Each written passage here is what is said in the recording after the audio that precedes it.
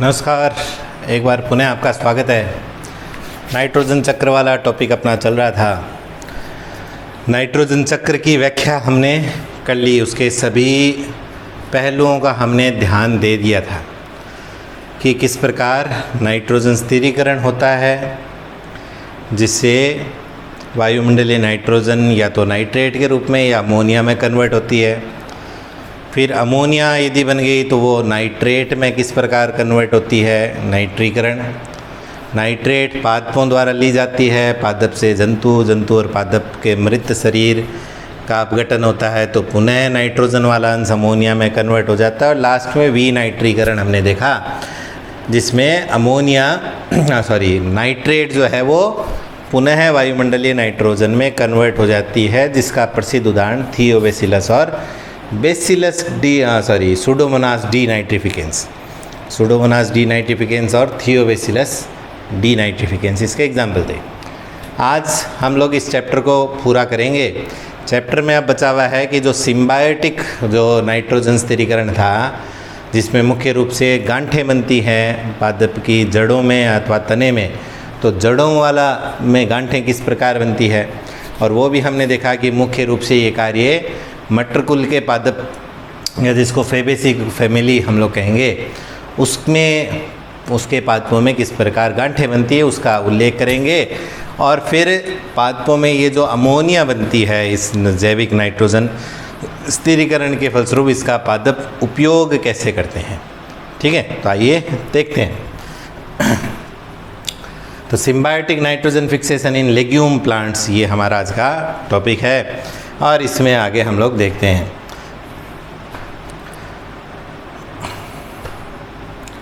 Bacterial infection and nodule formation, कि bacteria किस प्रकार उस पादप को संक्रमित करता है। मुख्य रूप से राइजोबियम और राइजोबियम की विभिन्न प्रकार की जातियां जो है वो मृदा में मुक्त जीवी के रूप में मिलती हैं और वायवीय श्वसन करती हैं। वायवीय बैक्टीरिया, एरोबिक बैक्टीरिया है राइजोबियम, और फ्री लिविंग पाया जाता है, मृदा में मिलता है ये। लेकिन जब ये मुक्त जीवी रूप में रहता है और ऑक्सीजन की सहायता से श्वसन करता है, तब नाइट्रोजन स्थिरीकरण नहीं करता है। लेकिन जैसे इसको अपना विशिष्ट सहजीवी पादप मिल जाता है, तो ये उसकी जड़ों के अंदर घुसकर गांठें बनाता है और गांठ बनाकर उसके अंदर वह अवायवीय श्वसन करने लग जाता है, और अवायवीय परिस्थितियों में ही, यानी ऑक्सीजन की अनुपस्थिति में, वह नाइट्रोजन स्थिरीकरण भी करता है। ठीक है, तो देखते हैं ये कैसे होता है, गांठें कैसे बनती हैं। तो ये डायग्राम है, एनसीईआरटी की बुक से लिया हमने। इस डायग्राम में हम देखें तो ये मटर कुल के पादप की जड़ है, ये मृदा के कण दिख रहे हैं, और ये हमें मूल रोम दिख रहे हैं, दो मूल रोम, और ये मृदा में छोटे छोटे बैक्टीरिया मुक्त रूप से विचरण कर रहे हैं। ऐसा माना जाता है कि जब कोई मटर कुल का पादप मृदा में उगता है तो उसकी जड़ें लैक्टीन स्रावित करती हैं। लैक्टीन एक ग्लाइकोप्रोटीन है, ये लैक्टीन स्रावित करती हैं, और उस लैक्टीन से ये राइजोबियम आकर्षित होता है, आकर्षित होकर मूल रोम के पास एकत्र हो जाते हैं। ये मूल रोम के पास में एकत्र हो गए। जब बैक्टीरिया मूल रोम के पास एकत्र होते हैं तो पादप के जड़ों द्वारा कुछ विशेष रसायन या पादप हार्मोन्स स्रावित, जिसको हम आजकल वही बात है फाइटो हार्मोन्स ने बोलकर उनको पीजीआरस कहते हैं, प्लांट ग्रोथ रेगुलेटर्स बोलते हैं, वो स्रावित करते हैं। जैसे ऑक्सिन है, साइटोकाइनिन है, इन सब के स्राव के कारण से और बैक्टीरिया की उपस्थिति के कारण से ये जो मूल रोम है वो हुक की तरह मुड़ जाता है, हुक की रूप से मुड़ गया। ठीक है, सीधा था, हुक की तरफ मुड़ गया। हुक की तरफ मुड़ गया तो इधर वाली कोशिका भित्ति जगह जगह से टूट जाएगी। ठीक है, कोशिका भित्ति टूट स्वाभाविक है, सीधी है, कोई रिजिड कोई है सेल, और जब वो ऐसे मुड़ जाएगी तो यहाँ वाले भाग टूट जाएंगे, तो कोशिका भित्ति टूट जाएगी तो उनको जगह मिल जाएगी अंदर प्रवेश करने के लिए। ठीक है, तो ये हुक की तरह जैसे लिखा भी देखो, ए डायग्राम में लिखा है rhizobium bacteria contact a susceptible root hair divide near it, कि राइजोबियम बैक्टीरिया एक अपने जो सस्पेक्टिबल मतलब जिसके अंदर वो घुस सकते हैं उस मूल रोम के पास इकट्ठा हो जाते हैं और अपनी संख्या बढ़ाते हैं।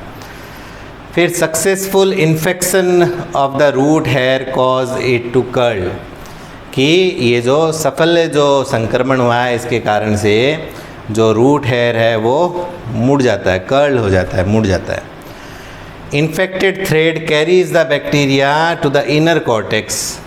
अब इसके कारण से देखो जगह जगह से मूल रोम की कोशिका भित्ति टूट गई, वहाँ से ये बैक्टीरिया अंदर घुसते हैं और एक इन्फेक्शन थ्रेड बनाते हैं, संक्रमण धागा बनाते हैं, सूत्र। धागा इसलिए बताया है कि धागे की तरह ये बिल्कुल एक सीधी रेखा में जा रहे हैं, ठीक है, और अंदर जाते जा रहे हैं, तो एक प्रकार से संक्रमण धागा इसको नाम दे दिया, इन्फेक्शन थ्रेड। और ये कहाँ जाते हैं? आंतरिक वलकुट तक पहुँचते हैं, आंतरिक वलकुट की कोशिकाओं के अंदर प्रवेश कर जाते हैं, ठीक है। तो लिखा है the bacteria gets modified into rod shaped bacteroids. अब आंतरिक वलकुट कोशिकाओं में पहुंचने के बाद में इनकी आकृति छड़ जैसी हो जाती है। पहले इनकी आकृति गोल थी एक प्रकार से, ये जो राइजोबियम है वो एक कोकस प्रकार का बैक्टीरिया है, गोल। लेकिन जब ये लेग्यूम पादप की जड़ों की आंतरिक वलकुट की कोशिकाओं में पहुंच जाते हैं, वहाँ पे पहुंचकर छड़नुमा हो जाते हैं।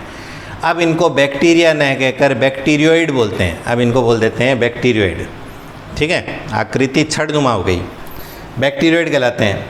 And cause inner cortical and pericycle cells to divide, और प्रेरित करते हैं इनके पहुंचने के कारण से वलकुट, आंतरिक वलकुट और परिरंभ की कोशिकाएं विभाजन करना प्रारंभ कर देती हैं। विभाजन करने प्रारंभ कर देती हैं तो कोशिकाओं का समूह बन जाएगा, जिसको हम गांठ कहेंगे, नोड्यूल कहेंगे, ठीक है। Division and growth of cortical and pericycle cells led to nodule formation, की विभाजन और वृद्धि किसकी?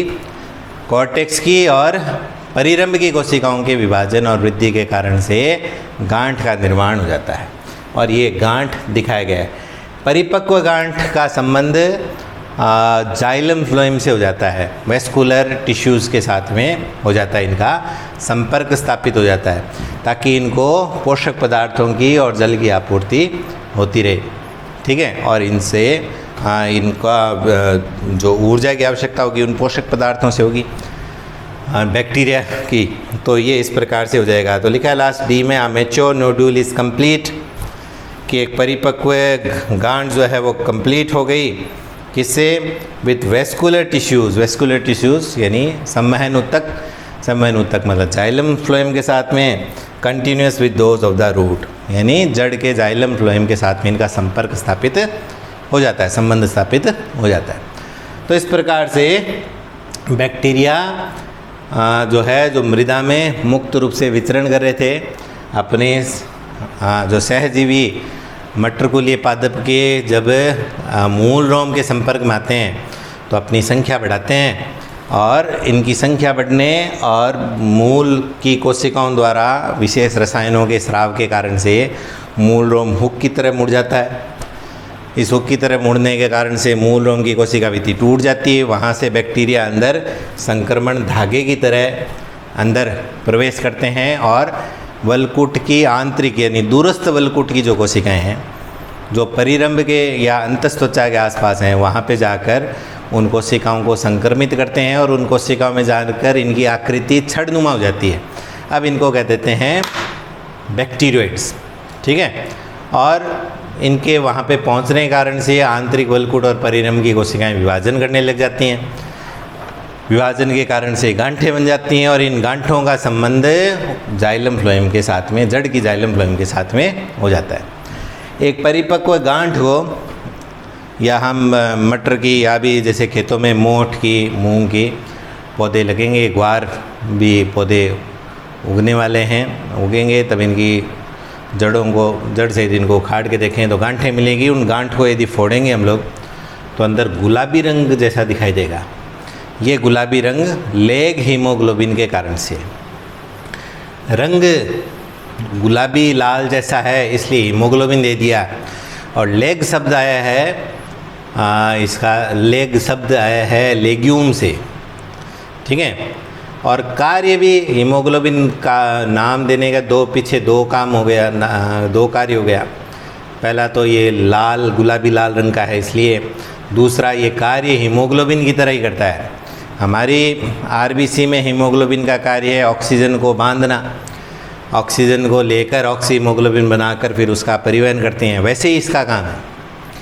अभी थोड़ी देर पहले मैंने बताया था कि जो राइजोबियम है वो मृदा में जब मुक्त रूप से वितरण करता है, वायवीय श्वसन करता है, नाइट्रोजन स्थिरीकरण नहीं करता है, ठीक है। क्यों? क्योंकि नाइट्रोजन स्थिरीकरण करने वाला जो एंजाइम है नाइट्रोजिनेज, नाइट्रोजन का स्थिरीकरण करने वाला एंजाइम नाइट्रोजिनेज जो है वो ऑक्सीजन के प्रति अति संवेदनशील है। ऑक्सीजन उसके लिए संदमक का कार्य करता है। ऑक्सीजन की उपस्थिति में नाइट्रोजिनेज कार्य नहीं करता है, इसलिए गांठ के अंदर लेग हीमोग्लोबिन बना। लेग हीमोग्लोबिन मुक्त ऑक्सीजन को अवशोषित कर लेती है, जिससे नाइट्रोजिनेज को ऑक्सीजन नहीं मिलती।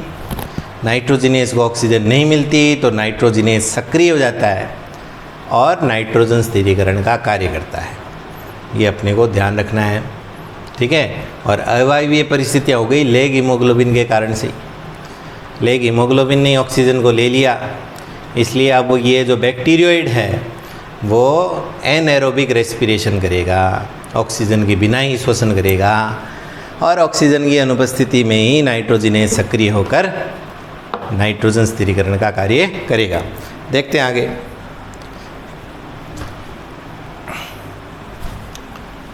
अब कौन कौन से प्रोटीन और जीन्स है जो नाइट्रोजन स्थिरीकरण में भाग लेते हैं। उसका सबसे पहला लेग हीमोग्लोबिन, आपको बताया, अभी पूरा वर्णन आपको बताया, लेग्यूम से संबंधित है इसलिए लेग। हीमोग्लोबिन नाम देने के पीछे कारण दो कारण, एक तो गुलाबी रंग का है, गुलाबी लाल रंग का है, दूसरा ये वायुमंडलीय ये मुक्त ऑक्सीजन को अवशोषित कर लेता है। जिस प्रकार हमारी आरबीसी में हीमोग्लोबिन ऑक्सीजन को अवशोषित कर लेता है वैसा ही कार्य इसका है, इसलिए यह क्या करता है नाइट्रोजिनेज को सक्रिय कर देता है। ऑक्सीजन की उपस्थिति में नाइट्रोजिनेज निष्क्रिय है। ये नाइट्रोजिनेज एंजाइम के बारे में होता है। नोड्यूलिन प्रोटीन, नोड्यूलिन शब्द आया नोड्यूल से। नोड्यूल मतलब गांठ, इसका मतलब गांठ बनाने वाला प्रोटीन। गांठों का विकास करने के लिए जो प्रोटीन है वो नोड्यूलिन प्रोटीन है, ठीक है। फिर नाइट्रोजिनेज एंजाइम, ये एंजाइम बैक्टीरिया में है, अब उस बैक्टीरियोइड कहेंगे उसको, गांठ के अंदर आते उसका नाम बैक्टीरियोइड हो जाता है, छड़नुमा आकृति का हो जाता है। ये नाइट्रोजिनेज में आपको ध्यान रखना है, ये नाइट्रोजिनेज ऑक्सीजन की उपस्थिति में निष्क्रिय रहता है और इसको सक्रिय करने का कार्य लेग हीमोग्लोबिन का हो गया। लेग हीमोग्लोबिन ऑक्सीजन को अवशोषित कर लेता है, जिससे अवायवीय परिस्थितियाँ होती है या अनॉक्सी परिस्थितियाँ होती है, जिससे नाइट्रोजिनेज क्रियाशील होकर नाइट्रोजन स्थिरीकरण करता है। अभिक्रिया अगले स्लाइड में हम लोग देखेंगे, ठीक है। नाइट्रोजिनेज के लिए एक चीज़ और याद रखना, जो आपने खनिज पोषण में आपने पढ़ा है, आपने मोलिब्डेनम और आयरन के कार्य देखे हैं, वहाँ पे ये आया है कि ये नाइट्रोजिनेज एंजाइम का अवयव है। तो नाइट्रोजिनेज एंजाइम जो है वो मोलिब्डेनम और आयरन युक्त होता है। फिर 3 जीन्स के बाद है नोड जीन, दोनों में होता है। दोनों मतलब कौन? सहजीवन में 2 जीव हो गए, एक तो पादप है मटरकुलीय पादप वो, और दूसरा राइजोबियम है। दोनों का ही नोड जीन, नोड्यूलिन प्रोटीन बनाने में इनका योगदान है। निफ जीन और फिक्स जीन ये उस बैक्टीरिया के हैं। निफ जीन नाइट्रोजिनेज एंजाइम बनाता है और नाइट्रोजन स्थिरीकरण से संबंधित फिक्सेशन से है। ये जीन भी उस बैक्टीरिया में, ठीक है। तो नोड जीन तो दोनों के हैं और निफ फिक्स जीन जो है वो केवल उस बैक्टीरिया के हैं, ठीक है। तो ये सब मिलकर नाइट्रोजन स्थिरीकरण का कार्य करेंगे। अब इसका क्रियाविधि देखते हैं। ये अभिक्रिया नाइट्रोजन स्थिरीकरण की। नाइट्रोजनेज एंजाइम की उपस्थिति में ये नाइट्रोजन जो है वो अमोनिया में कन्वर्ट हो जाती है, अमोनिया में कन्वर्ट होती है। इस क्रिया में 16 एटीपी की खर्च होता है, 16 एटीपी खर्च होता है। 2 अमोनिया के अणु बनाने के लिए 16 एटीपी की आवश्यकता होती है। अब ये देखो, प्रश्न दोनों प्रकार से पूछ सकते हैं। नाइट्रोजन के एक अणु के नाइट्रोजन स्थिरीकरण हेतु कितने ऊर्जा की आवश्यकता होती है? नाइट्रोजन के एक अणु के लिए नाइट्रोजन स्थिरीकरण के लिए कितनी आवश्यकता हुई? 16 एटीपी अणुओं की आवश्यकता हुई। अब प्रश्न पूछे अमोनिया के एक अणु के निर्माण के लिए, नाइट्रोजन स्थिरीकरण के दौरान अमोनिया के एक अणु के निर्माण के लिए कितनी ऊर्जा की आवश्यकता होगी? तब अपना उत्तर क्या होगा? तब अपना उत्तर हो जाएगा 8 एटीपी। 8 कैसे? एक नाइट्रोजन के लिए 16 एटीपी चाहिए तो सीधा उत्तर हो गया। लेकिन एक नाइट्रोजन से अमोनिया कितनी बन रही है? 2। अब प्रश्न मैंने पूछा है एक अमोनिया जब बनती है तो कितने एटीपी खर्च हुए? 8। 2 के लिए 16 थे, समझे? एक नाइट्रोजन से अमोनिया के 2 अणु बने। तो नाइट्रोजन से प्रश्न पूछे कि नाइट्रोजन स्थिरीकरण के दौरान नाइट्रोजन के एक अणु से अमोनिया बनाने हेतु अपचयन ही एक प्रकार से नाइट्रोजन से अमोनिया बनना। तो इस नाइट्रोजन के अपचयन के लिए कितने एटीपी की आवश्यकता हुई? 16 एटीपी की आवश्यकता हुई। यही प्रश्न कहें कि एक अणु अमोनिया बनाने के लिए कितने आवश्यकता पड़ी? तब 8 हो जाएंगे, क्योंकि 2 अणु के लिए 16 है। एक सरल सा चित्र ये अपने राजस्थान बोर्ड वाले में भी है, एनसीईआरटी वाले में भी है, ये दिखाया गया है। ये नाइट्रोजनेज एंजाइम है, ये इसका सक्रिय स्थल है जो डब्लू जैसा दिख रहा है। इस सक्रिय स्थल से ये सबस्ट्रेट नाइट्रोजन जो है वो इससे जुड़ता है और ये बारंबार अपचयन हो रहा है। सक्रिय स्थल से जुड़ गया, अपचयन हुआ, 2 हाइड्रोजन जुड़े, तो ये ट्रिपल बॉन्ड जो था NN के बीच में वो ट्रिपल बॉन्ड डबल बॉन्ड में कन्वर्ट हुआ। और आपको पता है जब एक सिग्मा बंध, एक पाई बंध टूटता है तो 2 सिग्मा बंध बनते हैं, है ना?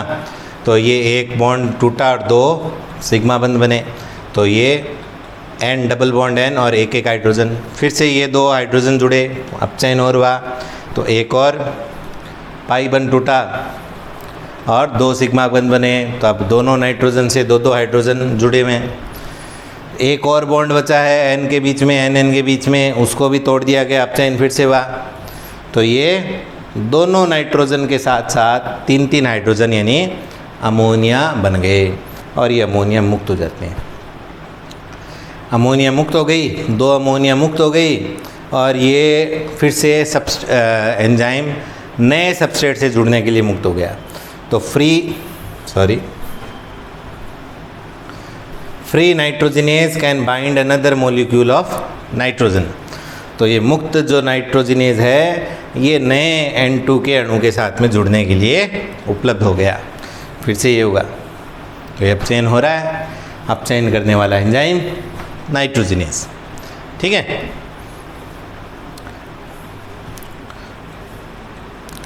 अब ये अमोनिया बन गई, इस अमोनिया का स्वांगीकरण कैसे होगा? असाइमिलेशन मतलब इस अमोनिया का उपयोग कैसे करेंगे पादप? आपको बताइए अमोनिया अत्यधिक विषाक्त है, तो अमोनिया अमोनियम आयन के रूप में रहती है पादपों में। अत्यधिक विषाक्त है तो इसको तुरंत ही कम हानिकारक पदार्थों में कन्वर्ट करना होगा, अन्यथा ये पादप के लिए अत्यधिक नुकसानदायक साबित हो सकते हैं, ठीक है। तो इसलिए उस अमोनियम या अमोनिया जो है उसका स्वांगीकरण कैसे होगा, उपयोग कैसे होगा?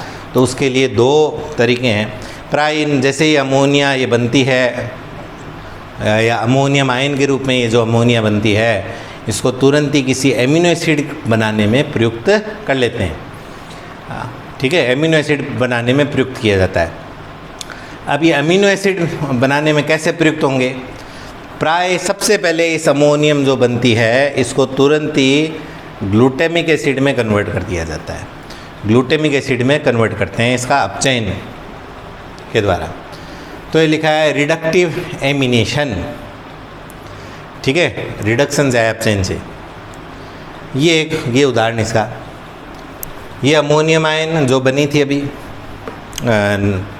बैक्टीरिया ने बनाया, वो अल्फा कीटोग्लूटेरिक अम्ल के साथ में क्रिया करता है और इससे अल्फा कीटोग्लूटेरिक अम्ल का अपचयन होता है साथ में, यानी अमोनीकरण के साथ में एमिनेशन मतलब एमिनो समूह इससे जुड़ेगा प्लस इसका अपचयन भी होगा, दोनों काम होगा। उसके कारण से ये अल्फा कीटोग्लूटेरिक अम्ल अमोनियम आयन लेता है, साथ में हाइड्रोजन और इलेक्ट्रॉन लेता है NADP प्लस से, जिससे ग्लूटामिक एसिड बनता है, ठीक है। ये क्रिया संपन्न होती है ग्लूटामेट डीहाइड्रोजिनेज एंजाइम की उपस्थिति में, ग्लूटामेट डीहाइड्रोजिनेज एंजाइम की उपस्थिति में। कुछ किताबों में इधर अल्फा कीटोग्लूटेरिक एसिड की जगह अल्फा कीटोग्लूट्रेट लिखेंगे और यहाँ पे ग्लूटामिक एसिड की जगह ग्लूटामेट लिखेंगे। ग्लूटामिक एसिड एक एमिनो अम्ल है, ठीक है, तो एमिनो अम्ल के रूप में कन्वर्ट हो गया, ये फिर दूसरे एमिनो अम्लों में बनाता जाएगा, इससे अन्य बनते जाएंगे। तो प्राय ये होता है सबसे पहले, ठीक है। अपचयन प्लस एमिनो समूह जुड़ना है, इसलिए नाम दिया है रिडक्टिव एमिनेशन। एमिनो समूह इसमें जुड़ा और इसका अपचयन भी हुआ, दोनों हुआ। दूसरा तरीका है ट्रांस एमिनेशन।